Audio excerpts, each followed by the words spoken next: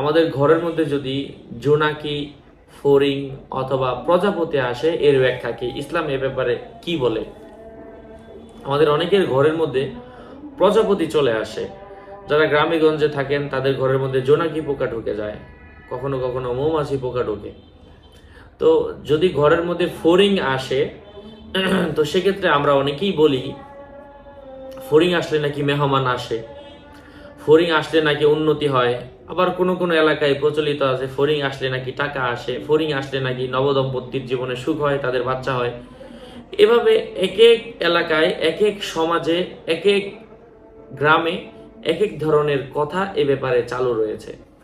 তবে যে গ্রামে যে কথাই চালু রয়েছে, এটার বিশেষ কোনো ফজিলত নাই যে জোনাকি পোকা ঢুকলে যে আপনার জীবন জোনাকির মতো বাতি জ্বলবে আর নিববে। এটা আসলে ইসলাম সমর্থন করে না। এ জাতীয় কোনো কথা কোরআনের মধ্যে